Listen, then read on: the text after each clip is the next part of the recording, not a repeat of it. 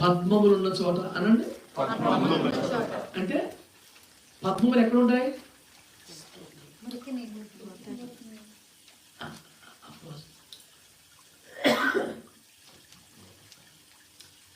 That's true, కాదంటే లేదు.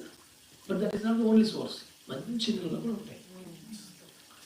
అక్కడ పద్మము మురికి నీళ్ళలో ఉన్నది మురికి అవదనే క్వాలిటీ చెప్పడం కోసం అలా చెప్తారు. అక్కడ పాయింట్ ఏంటంటే పద్మములు లోతైన నీళ్ళలోనే ఉంటాయి. పాయింట్ అది. ఎందుకంటే పైకి అనిపించే పుష్పం కన్నా కింది కాడ కిలోమీటర్ ఉంటుంది. అంటే అంటే పువ్వు పట్టుకుని లాగినప్పుడు కారు వస్తుంటుంది. అంటే అంత వాటర్ లేకపోతే అవి రావు. అక్కడ పద్మములను చోట సంగమును మేపుతున్నాడంటే అర్థం ఏంటంటే ఒకటి పచ్చిక గల చోట్ల అన్నది అంటే ప్యూర్ వర్డ్, సమృద్ధి వాక్యం. రెండు లోతైన అనుభవం.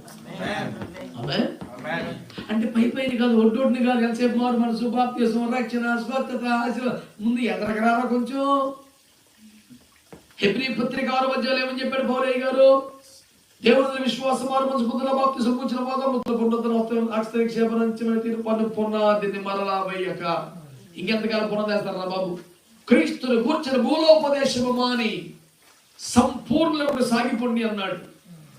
యోధా పత్రిక 3వ వచనములో మనకందరికి కలిగిన రక్షణను గురించి మీకు రాయలు విశేష ఆసక్తి కలిగి ప్రయత్నపడుచుండగా పరిశుద్ధులకు ఒక్కసారి అప్పగించబడిన బోధ గురించి రాయమని మిమ్మల్ని వేడుకోవాల్సి వచ్చింది.